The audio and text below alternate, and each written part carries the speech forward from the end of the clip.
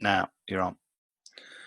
Hello and welcome to the audio catch-up session for our Human Governance Steering Group meeting, which happened on the 6th of June. My name is Stuart Woolard and I'm joined by my Maturity Institute and OMS colleague Paul Kearns, and we're going to take you through what we discussed on Monday, some of the questions and issues that came out, and we're going to speak for around 30 minutes, so hopefully you'll get a good sense of what happened for those that weren't able to attend, and we're going to share this with everybody that did attend as well, so it should be a useful catch up for them too. So we're going to crack straight on, and the first thing we discussed within the meeting was why we believe we need a human governance steering group, and we came up with four broad reasons really, and we think they're pretty important. The first is that essentially, we are still very much of the view that companies do not understand or link their own people and their wider human capital to value creation and risk, and that manifests in all the research we've done through the Institute and in fact our own ratings work, and it's very, very clear that the vast majority of organisations simply don't understand how people connect to value, and in fact continue to manage people primarily as a cost. Why we need an HGSG is to very much create a much greater understanding that fundamentally people are a primary source of long-term value creation, and that is highly material, both in a value upside context and a risk downside. The second reason is that human governance is something we've distilled from many years of work. The Maturity Institute has been around for nearly 3.5 years now, and our work has really distilled into a new field of management practice, and we make no apology for saying that. And it may sound somewhat bold, but fundamentally, we do not believe that there are many organisations in the world today that truly understand human governance, what it is and why it matters. And actually, while it's relatively simple to understand conceptually, once you start digging a little deeper, it becomes highly complex. And we firmly believe that this is something that will become embedded within teaching at universities, and certainly through the Institute is something we have embedded in our own learning and are providing learning and development for an emerging group called human governance analysts and maturity practitioners. So this is a new field, and we need this group to help us evolve, emerge, and grow it. Thirdly, the issue of corporate culture is very much on the agenda, and we'll talk a little bit more about that in a minute. But investors, stakeholders, and companies themselves are finally getting to grips with the idea that unhealthy or toxic corporate culture creates bad outcomes. However, getting to grips with corporate culture is very difficult, and essentially human governance, in the words of one of our attendees on a Maturity Institute program, said, well, it's just dawned on me that you are able to codify corporate culture, codify company culture. Essentially, we can get to grips with it. And when we can get to grips with it, we can analyze it and advise companies and start to value corporate culture.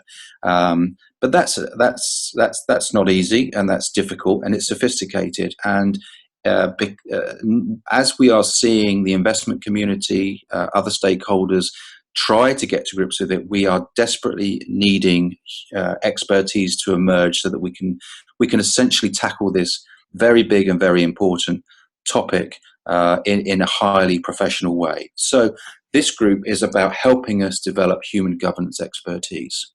The final reason why we need this is essentially because we've had a slew of previous initiatives in various parts of the world over a 15-20-year period that have sought a similar underlying aim and tried to advance the notion that people matter under various guises of human capital management or reporting and various related initiatives.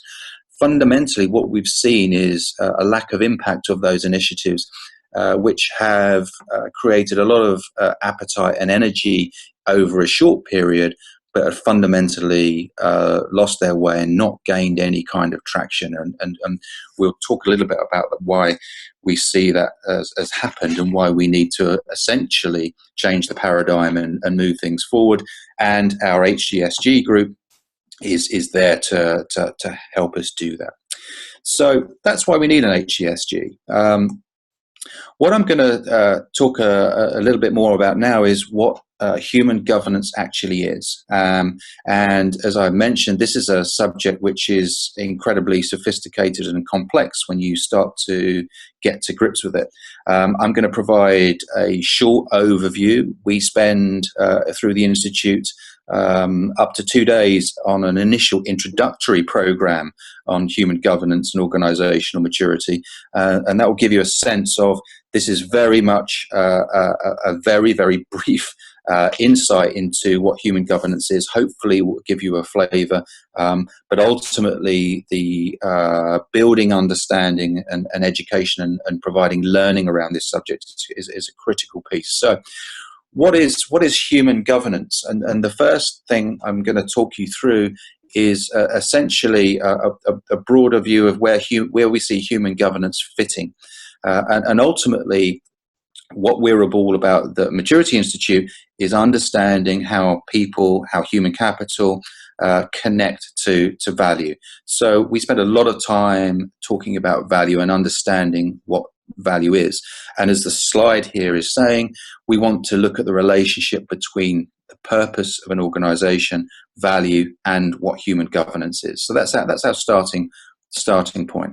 So when we look at purpose, we are very much of the view, based upon the research and work we've carried out, that organizations who are able to align themselves with a societal purpose, that understand the need to serve society and are able to embed that purpose, are those that create long-term sustainable value for themselves. So we have a number of exemplars who have articulated and embedded that kind of purpose. Toyota would be one, Handelsbanken would be another, but equally UK companies like Admiral PLC is an organisation that understands that society matters in terms of who it is as an organisation and what it's really about. And those organisations are able to reconcile their purpose with essentially the generation of value for themselves. And ultimately, we do not see value creation within an organizational context as mutually exclusive to serving the needs of society. In fact, they're mutually inclusive. So those organizations that understand the need to serve society will, in fact, generate a higher market value and create stronger financial performance over the long term. An organizational value in our context is simply providing the best possible service and product at the best possible cost. And that's our clear definition of value, and all the organizations we rate within an MI and an OMS context are those where we look at what their value orientation is. And actually, when we look at societal value, we look for organizations who are building the best possible products, providing the best possible service at the lowest possible cost, including any external harm, such as cost to the environment. And when you start to think about that, it's quite a commercially focused value motive. But the more you think about it, actually, it's really very societal in dimension. And that's what we're looking for organizations who can reconcile that purpose and organizational value in that context. The third dimension is the human governance piece.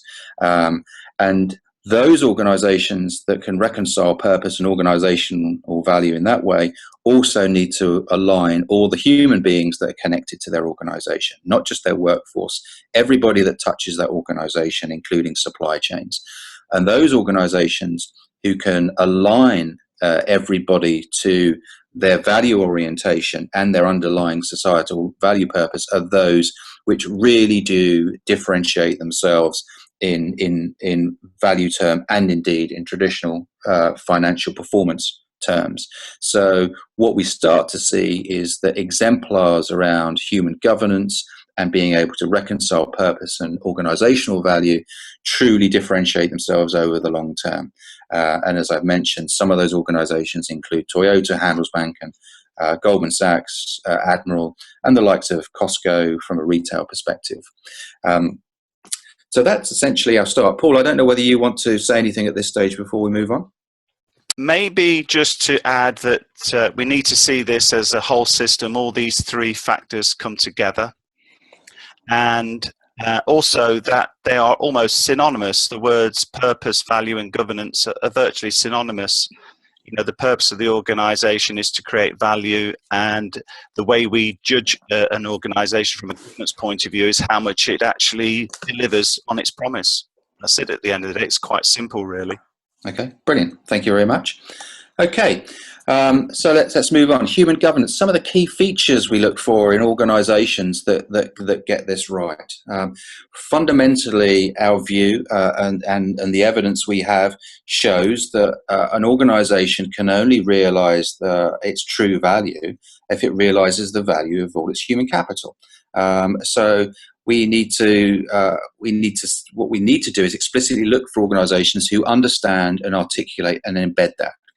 Similarly, as a responsible organisation, we look for organisations that have an underlying management philosophy of never-ending continuous improvement, and that is brought to life by their human capital, so that everybody is constantly striving to innovate, to change, to progress, to move the organisation forward. In essence, it's hardwiring innovation within a corporate cultural context. And again, our exemplars are organizations where continuous improvement, never-ending improvement is embedded within everybody that touches that organization. It's something which is demanded from the most junior people all the way through to the board. So that's a critical key feature. And ultimately, we also see that we are also looking for organizations that understand and can reconcile that shareholder and societal value are mutually inclusive, and that they're looking to deliver, as I've mentioned previously, the best possible products at the lowest possible cost without undue external impact, including that from an environmental perspective. And actually, when you look at our exemplars, and indeed some other companies, and you look at their value orientation, they articulate this this kind of narrative, not necessarily in these exact words, but what you see is that this is the message they are giving to their own people and their external stakeholders, including all their customers. This is what they are about. So human governance in its widest context emerges with an explicit recognition that the organization is committed to the never-ending pursuit of societal value through realizing the full potential value of its entire human capital. That is the essence of what human governance is. It is not just about the workforce. It is not just about talent. It is about everybody who touches an organization and understanding that in a whole system context. And the notion of whole system is something that you'll hear time and time again. And one of the reasons that previous initiatives have failed is that they haven't understood the need to look at organizations in whole systems terms. We cannot look at human capital, the management of people, and value creation through isolated practices, through a narrow lens such as reward, or through talent management. We have to look at a much, much wider context, and we'll talk a little bit more about that in a few minutes. Let's just reiterate and what I said at the start. Culture is now on the investment agenda, and while it has been talked about certainly since the GFC in 2007-2008, we are now seeing not just narrative emerging about toxic cultures, unhealthy organizational management environments. We are seeing work being carried out and the articulation of how cultural issues are affecting and driving value outcomes. And here we have some snapshots of various newspaper articles in the FT, but there's been equally a number of articles in Bloomberg, Reuters, etc., etc. Here we have the VW issue, the tagline, VW management culture faces scrutiny. We have Rolls-Royce's cultural challenge relating to a bribery inquiry, and again, a very interesting tagline, which says technological brilliance has fostered managerial mediocrity. The idea that the focus of Rolls-Royce has skewed it to an extent that managerial mediocrity has affected value for shareholders and for society. Recently, November last year, we had the Investment Association running an important event on human capital, particularly around human capital reporting. And the most recent, we've had a major investment house, Hermes, looking at an organization's credit worthiness through a cultural lens. So we have clear work being done for the very first time and forming opinions on financial outcomes or the financial health of organizations, looking specifically at cultural health. So this thing we've called culture, which we look at through the lens of human governance, has become critical. So the need to progress, evolve, develop it in as professional way as possible is very, very clear now.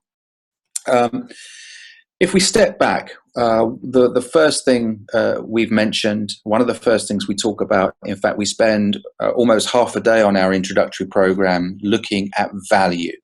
And our starting point from a human governance context is to consider value.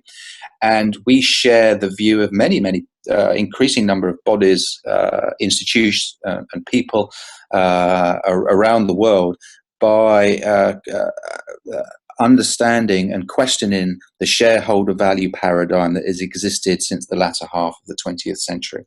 And we very much share the view that organizations are still primarily pursuing a very narrow value agenda, which is driven by the need to serve financial return, provide financial return to shareholders.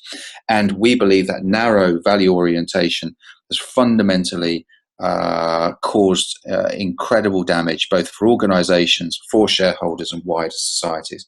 And the quote here is from our core textbook through the Maturity Institute, The Puritan Gift, which looks at the whole gestation of management practice from the 17th century all the way through to the present day, and is a must read for anybody who wants to get to grips with what human governance is and why it matters. And that's why we feature that quote and highlight that as a core text, if you like, from an MI perspective.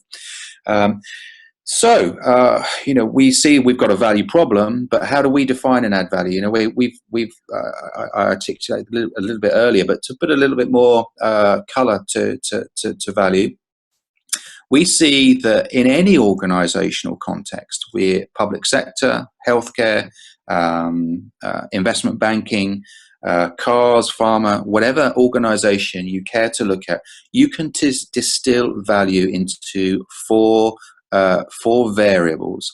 So if you want to understand value, and if you want to understand how you can add value, or in fact how you can destroy value, you need to look at these four variables. And very simply, you can add value through either increasing output or volume.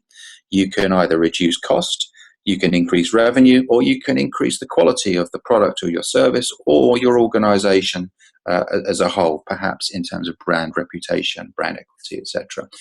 So that's essentially our starting point for an organization. We want to understand value in this context, and we want to understand how people connect to these value outcomes. So when we look at human capital and how an organization considers and manages human capital, we want to see whether it manages human capital towards these kind of value variables, or in fact to something else. What we generally find for most organizations is they connect human capital with reductions in cost. And there's no implicit innate understanding that that people are, of course, they are a cost to a business, but actually people connect to all those other those value variables. So a very good example is Barclays, where the new CEO announced cost reduction through headcount decreases before he even stepped through the door to do his job on day one. Now, that is a sign, a very clear indicator of a CEO and an organization that only understands people from a cost perspective and fails to grasp the clear notion and understanding that if you reduce cost, it actually affects all the other variables as well. If you cut people out of your business, you will affect revenue, you will affect quality, and you will affect output. And that's not to say it's not the right decision to reduce headcount, but unless you understand the value implications, you won't do it in a sensible way. In fact, what you tend to find is that you won't reduce the cost that you're anticipating, because you will find your organization outsources more and hires temps, for example, and will game your strategy to continue to do the day job. And moreover, what will also happen is that you'll compromise the other value variables. So it's very important that we understand value very, very clearly, because it's the only way that we can start to truly connect people to these value outcomes. Now, just to reinforce again, the two boxes where it says reduce cost and increase quality. This is where we frame societal value again, and I'll reiterate the point. Societal value, producing the best quality product at the lowest possible cost, including any external harm and environmental. So that's how we look at the aggregation of value in organizational terms, and how an organization defines itself in terms of providing value to society. Paul, did you want to say anything about this slide before we move on? Just a couple of comments. Most organizations, including commercial organizations, when you ask them the question, what's the value of the business now, really struggle to answer that question. And even if they find a decent answer, whether it's market share, brand, reputation, or whatever, when you jump to the right-hand side of this diagram and say, well, how far into the future do you look? Everybody's concerned these days about short-termism. But asking these very, very focused questions, and the time scale really starts to get to grips with whether this organization really is clearly focused on societal value or not, or even shareholder value, dare I say. Great. Thank you very much. Okay, so let's start bringing this to life a little bit. Here's some very well-known companies, and we could go through each one and start to consider human capital management or human governance within each of these company contexts. Let's just pick a couple. If we look at Costco and Walmart, there's quite a rich literature around the differences between these two organizations. We know Costco fundamentally understands that people drive value for them, their own people drive value for them, and all the people connected to them. And consequently, their business strategy and their people strategy are one and the same. They operate in the same market as Walmart, Sam's Club, but operate on a fundamentally different management premise, which is to manage value and not just to manage cost. Walmart has famously managed cost to the detriment of other value outcomes, and that cost includes its own people and all the people connected to it that deliver its own business outcomes.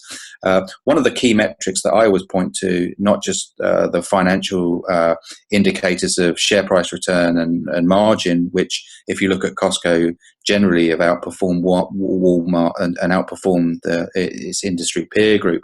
One of the really key indicators is inventory shrinkage, and if you look at it at Costco, it is generally very low, something around 0.2% of gross sales is where Costco sees inventory shrinkage, and that a lot of that is down to its own employees, whereas at Walmart it's more likely to be closer to the industry average, maybe around 2% of gross sales.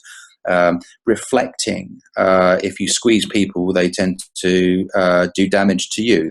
So if you treat people as a cost, you don't value them, then they won't provide value to you, and often they will destroy it. And that's a very nice indicator if you consider, a 1.5 percentage point differential on gross sales for those two organizations, and you come up with a very material number.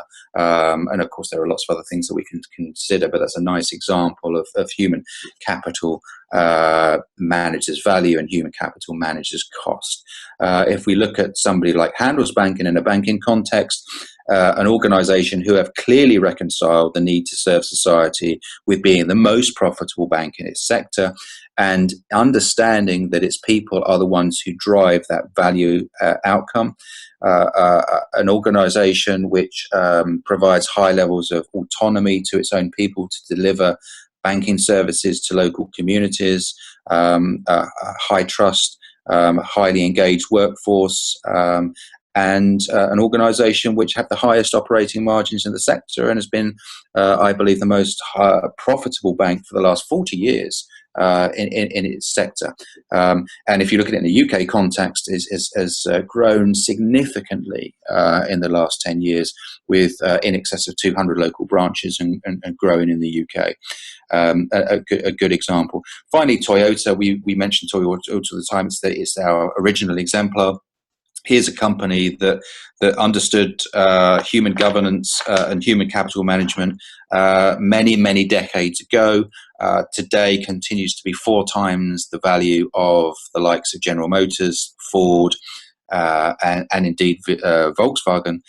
Equally, its margins are almost double any of those companies, and they have been consistently that way for a very long period of time. Every other car company have tried to copy Toyota, and indeed many thousands of companies in various sectors have tried to copy Toyota's famous production system. They simply have failed to understand that it's a human system which they need to look at in order to generate that kind of value. And indeed, when we look at Ryanair, the last company we'll focus on, Michael O'Leary famously copied Southwest Airlines and famously deliberately did not copy the management of its own people, and flippantly said that Europe doesn't need Southwest Airlines cultural traits. It doesn't need, in quotes, the love that Southwest Airlines embed within their organization. And consequently, Ryanair a few years ago had a series of profit warnings, and O'Leary famously changed the strategy and understood very clearly that customer service and people did matter to value. And only a few weeks ago, finally admitted he got it wrong. And funnily enough, he's now claiming that he has revolutionized customer service within the sector.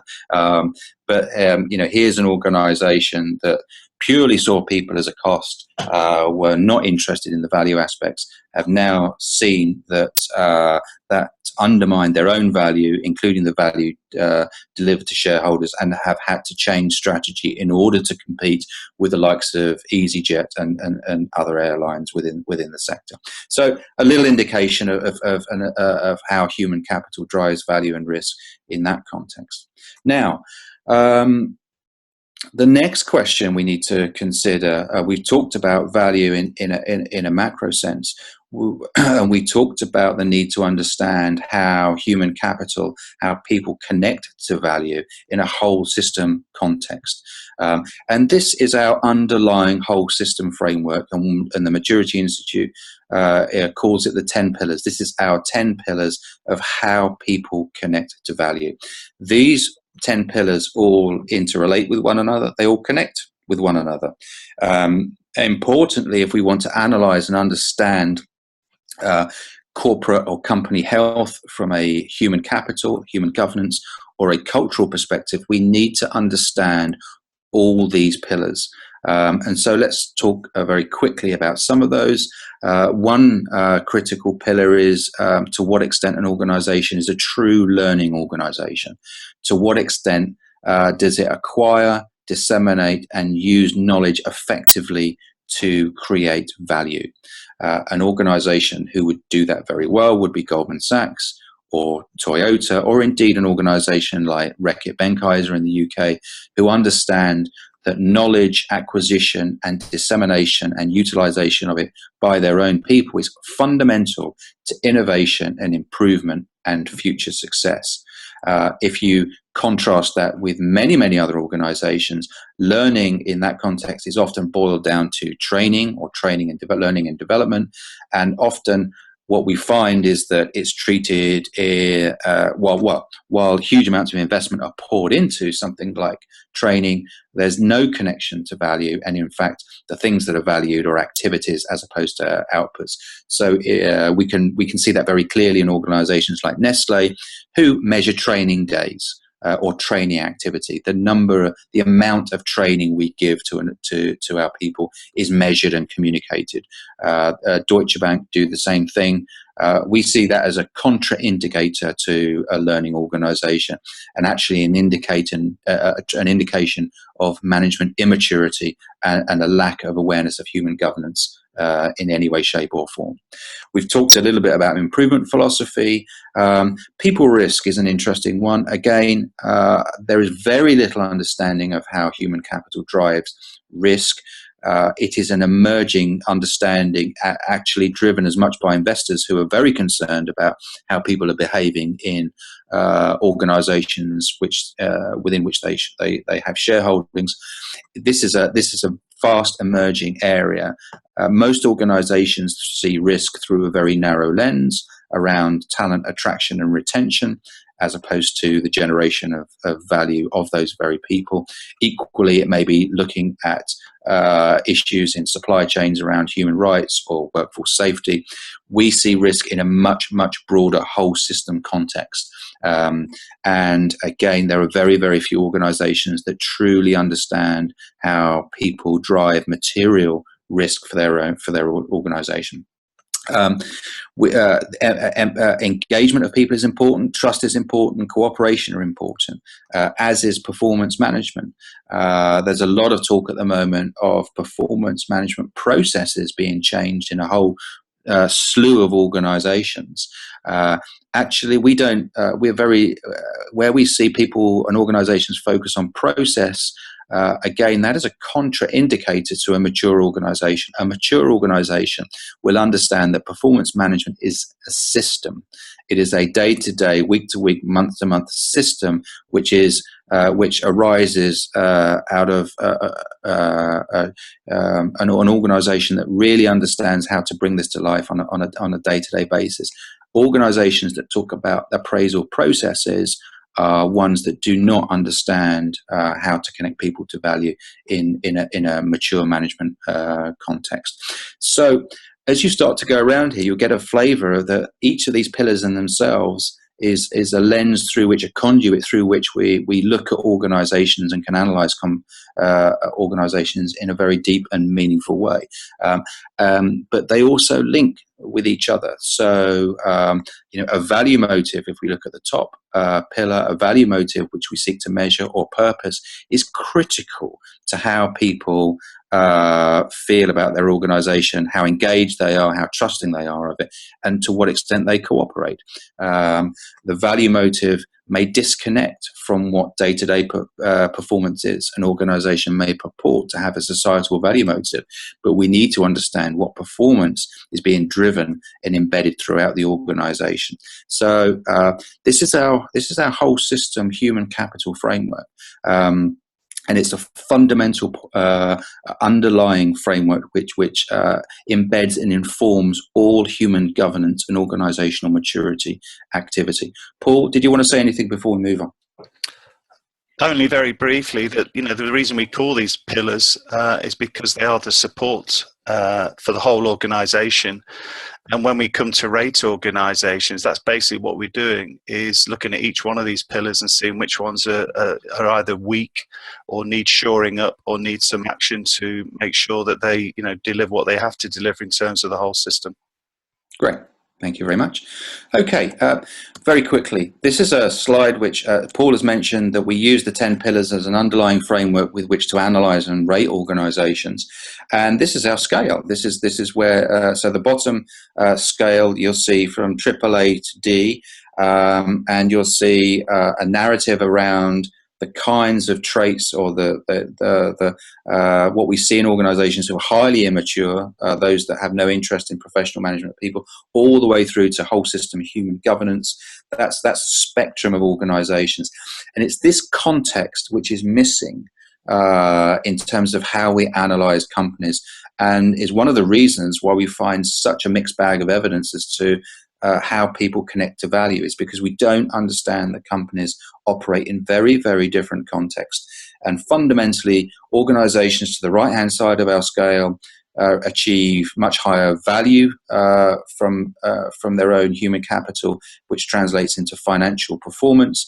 We see reduced investment, reduced risk, and therefore reduced investment risk and greater stability in those organizations. And conversely, those to the left have significant unrealized material value, greater investment risk and instability. And in the midpoint is where we see a board and executive level where there's a transformational change. Those to the right-hand side have a board and executive who do recognize the potential value of human capital. They may not have all the systems in place to realize that value, but there is recognition there. Those to the left fundamentally do not recognize the potential value of human capital. And this is where we see the distribution of organizations on a global basis. Most organizations sit to the left-hand side. Very, very few make it to the right-hand side. Consequently, the underlying message here is there is a huge, significant material value opportunity to get companies shifted along that spectrum, to move that curve to the right.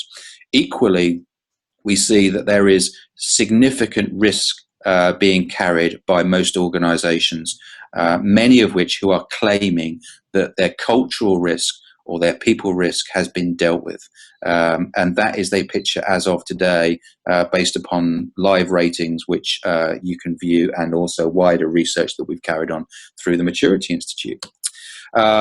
Here's a snapshot of the top end of our rating scale and some of the companies which feature. One of the things that we are working on is building a much wider empirical base where we can more clearly show the material outcomes of higher rated firms. We've already done some analysis, which you can see actually on the OMS website, but we have a specific project with Harvard Law School, which is going to look at materiality connected to ratings of the entire S&P 500. I'll talk a little bit more about that as one of our ongoing projects. But you can view that index live, and there are a number of other indexes we have on the site. But if you take a look, you'll get a very clear picture of the kind of companies that we're talking about that understand human governance, and those that don't. Fundamentally, this is where we see investors moving towards. This is where we see wider stakeholders understanding, and increasingly companies themselves. The more we work, the more we can educate and inform, is that human governance is all about driving higher value. Human governance is all about driving lower risk. And actually, when you do that, when you understand human governance and you practice it and you embed it, and you are effective around the management of human governance, you get good outcomes. And we can see that in companies that we've either rated or we hold as exemplars. So we find that companies that understand human governance are more sustainable. Patagonia, Reckitt Benckiser score very, very highly on sustainability indexes and are role models in their field. Organizations become truly inclusive workplaces. True diversity is an outcome of effective human governance. So one of our key messages is, let's not chase diversity as a quota or diversity in itself as an outcome. Let's chase effective human governance. Let's create better managed organizations, because those that manage themselves better and understand human governance will, by its very nature, drive inclusive workplace outcomes. We see embedded societal value and responsibility. We see supply chains who are seen as value chains. Toyota does not buy a supply chain based on cost. it embeds supply chains as part of its own value chain. That is a fundamentally different relationship to most other organizations who tend to see supply chains as a source of lowering cost. And as a consequence, we see much higher risk arising in those organizations. As we go around the circle, high trust cooperation and informed decision making, learning, knowledge, and innovation we've talked about. And the quote on the bottom right hand side is from David Blood, former Goldman Sachs senior executive. I think he ran asset management at Goldman Sachs, now runs Generation Investment. Social, economic, environmental, and ethical factors directly affect business strategy. For example, how companies attract and retain employees, how they manage the risks and create opportunities for climate change, a company's culture, corporate governance, social standards, etc., etc. David Blood understood this in 2007 and runs an investment firm embedding this orientation, picking stocks that, in their view, have higher levels of management quality. Fundamentally, human governance taps into what drives management quality. Okay, Paul, before we move on, did you want to say anything before we go on? Not really, just basically reiterating what you said at the beginning about this being a new field. And like any new field, it takes time to learn. I mean, we've put a lot of time and effort and thinking into human governance. And there is an international standard coming up from ISO somewhere down the line. But this is a huge field, and people have to start accepting that it's something they're going to have to learn about if they're going to be able to convince investors, convince their own employees that they're managing their business to the best of their capability and the best of their ability. Okay, brilliant. Thank you. Okay, so that's a very, very simple snapshot of human governance. It's a very, very skim of the surface. Hopefully, you've got a little bit more sense about what we're trying to do in this space.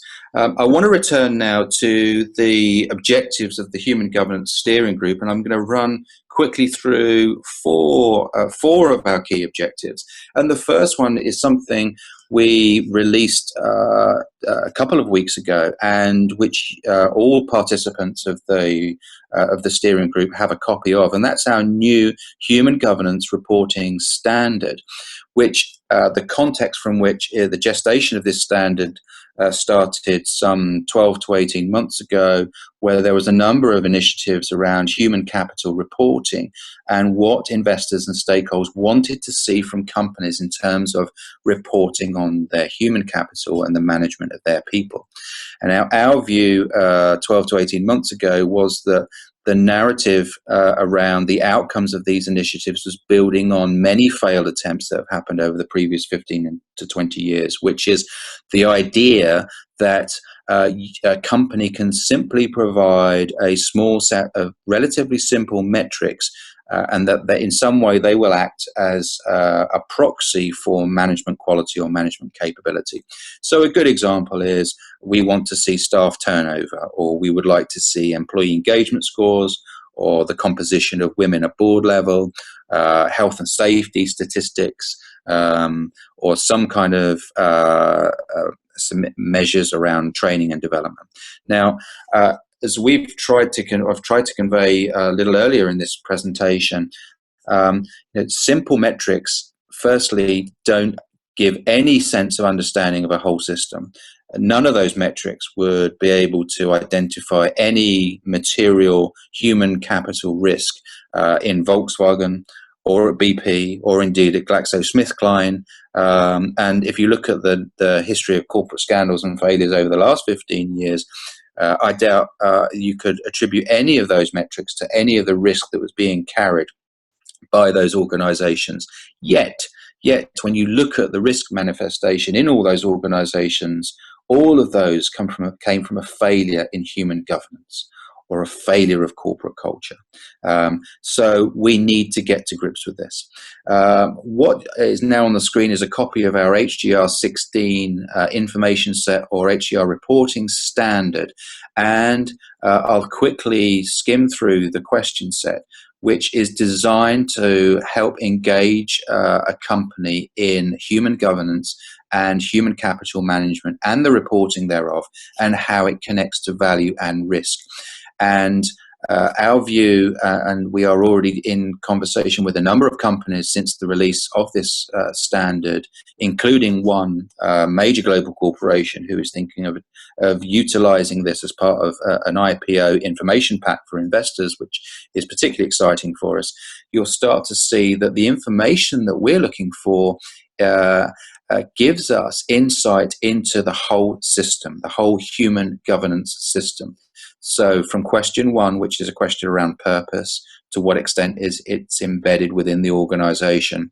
We can separately test to what extent it's societal in dimension, but we want a company to report on values, how they're used in practice, how they are monitored. Are they monitored? We want an organization to identify specifically how our definition of value and anticipated value increases or indeed decreases are connected to their own human capital. So if an organization is looking for a 10% revenue increase, to what extent is it going to get that from its own human capital?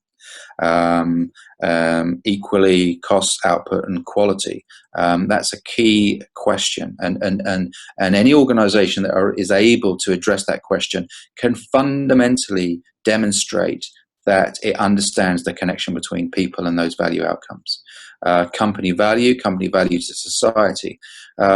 What value motive in terms of stakeholder prioritization is an organization oriented towards?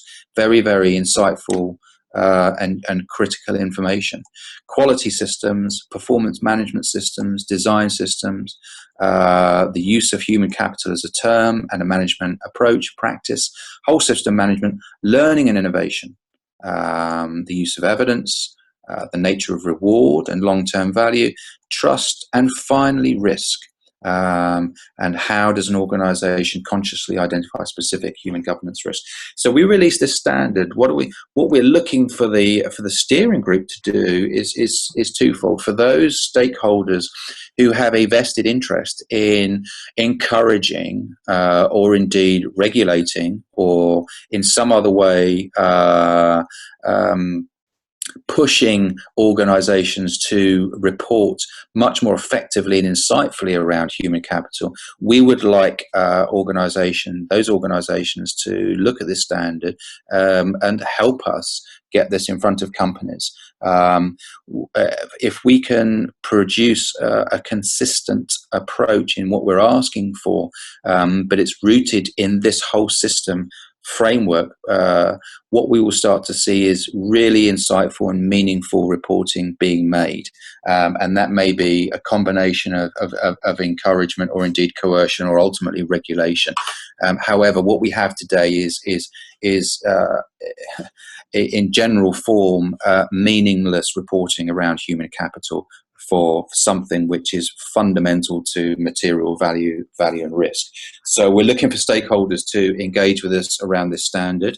Equally, we've opened up the conversation with companies who are willingly looking at this standard and saying, well, if this kind of information is coming and we need to report on it, we need to get to grips with it.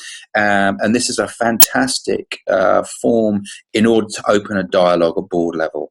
It is a wonderful way to put a set of questions in front of the board, in front of the ExCo, the CEO, and say, hey, this is what human governance is. This is how it connects to value.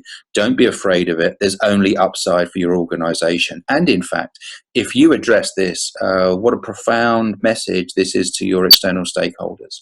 For an organization considering an IPO, if they go down the road and put together an information pack based on this question set, I think the response from the investment community would be of huge, pleasant surprise. And for a lot of investors who operate according to ESG and SRI factors specifically embedded in who they pick and who they hold, it would be manna from heaven in terms of getting this kind of information. So from an investor and stakeholder perspective, we would love to see support. From a company perspective, we want to see this tried out. We want to see it tested, and we are currently engaged in a number of companies in the early stages of that. So this is a very exciting development, and something which can really break the current impasse between investors and companies. Using this form does away with any kind of impasse. We've got something which everybody can work towards. If this became a recognized global standard, start to imagine the profound positive impact that we would have, both in terms of company management and the transparency and actual fundamentally organizational and our ultimate aim, which is societal value and societal health. So that's our first objective. Secondly, we want to develop expertise. I said this is a subject matter that is a new field of management practice. We are beginning, we've only started to begin to teach professionals. We've started to teach within a business school context. We are now working with Harvard Law School on a major research project. The expertise is starting to emerge, but it will take time. We see this new field is very much akin to the emergence of medical practice, as opposed to what went before, which we might argue was quackery or spurious attempts to sell spurious products. This is very much in the same way. We've got a whole new field of management practice which we need to create expertise and professional standards around. If we are able to do that, it has, again, profoundly positive impacts for organizations and wider society. The steering group, we want to develop your expertise. We would love to work with you to do that, to build your understanding, because it takes a lot of time to get to grips with this whole system approach. And we want to know from you how we can help. The Maturity Institute is specifically designed as a global not-for-profit professional institute to help develop your expertise, your knowledge, your capability, both if you work in an investment house or you're in company in some way, shape or form, or indeed you're a third-party consultant or some other kind of stakeholder in this space who sees that this is a critical subject and you need to get to grips with it in some way, shape or form. Then the Institute is there to provide both learning development and critically support. Often, this is presenting new subject matter, a new paradigm, a new management practice to organizations. And we find it's very, very important to be there for people who want to raise this largely in isolation within their own corporate context. It's tough to do, and the need to cooperate and provide that support is essential. So we want to develop expertise. I've mentioned we have a specific research program we've agreed with Harvard Law School.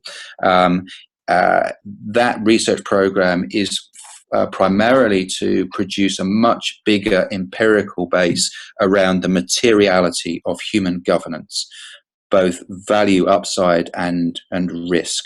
We will be rating the entire S&P 500, and we'll be connecting those ratings and the specific question sets and measures as part of that ratings exercise with value outcomes such as market value, margin, return on equity, and a whole slew of traditional financial performance, but also other value outcomes that are relevant, such as customer service, quality, sustainability, etc., etc. It's a major research program. Again, the HGSG group is potentially very critical in understanding what we're doing, but also we would love you to be involved and support that research project. We're currently in discussion with a number of potential strategic partners. There's opportunities for all stakeholders to be part of that research proposal, to help shape it and to help it have the positive impact that we believe it will have. If you would like a copy of the research proposal document, please do contact me. And if you'd like an initial discussion about how you may be able to support it, then do get in touch. Finally, the Maturity Institute has spent 3.5 years building its work, its profile, developing a global network of council members, associates, and affiliates, we're at the stage where we really need to get our message out in a much bigger way. We are engaging with lots of very well-known institutions and stakeholders around the world. The message is beginning to permeate into the wider world in quite a significant way. But this steering group is critical in being able to help us do that. So if you've got any ideas around how you can help us do that, then please, again, get in touch. We need to let people know what we're doing. And when we do that, we find that we attract people who want to work with us. Essentially, we view that collaboration is absolutely critical if we want to make progress in this space. We cannot do it alone. However, there are many, many like-minded people and organizations out there who see what we do as very much fitting with their own goals, aspirations, and their own day jobs. And we would love to work more proactively and actively with you. So if you can help in any way, again, please get in touch. That's pretty much the end of the presentation. In terms of next steps, the meeting on Monday, I left people with, and I'm leaving you with the same message, which is please have a look at what we do, reflect upon what's been said in this presentation, have a look at the meeting notes that we've provided, and please let us know if you can become actively involved. We're happy for people to continue to be part of the steering group. We know that it's a lot to learn and understand very quickly, and therefore that may take some time. We are not expecting everybody to jump on board and help us transform the management of organizations and the investment world, et cetera, et cetera. However, I'm sure there will be a number of you that have some ideas and thoughts and would really like to get actively involved sooner rather than later, and we'd love to hear from you and explore that possibility. So please consider that and get back to us. In the meantime, we will be continuing to do our work, and the next meeting of this group will be scheduled in September, which you will all be invited to. And again, you may want to invite your colleagues and other people who you feel would benefit from being engaged in what we're doing. So I would encourage you to do that as well. Before we close, Paul, would you like to share any final thoughts? Just one thought, which is, probably the best way to get a full introduction to what the Maturity Institute is about is to come on one of our orientations. Okay, that's a very good thought. We run regular 2-day orientations, generally in London, but we've run them in various parts of the world, and we can do the same either in-house or in a wider group. There is also an online orientation which is run over 6 90-minute sessions. We're running the second one of those very shortly, so that's a very easy option for those who are not based in the UK or mainland Europe and can't get to London very easily, but would love to engage with us. It's a fantastically easy way to get introduced to human governance and organizational maturity without a huge time commitment or indeed a huge financial commitment from yourself. So I would certainly encourage what Paul has just said. So with that, thank you very much for listening, and we hope to hear from you soon. Thank you very much.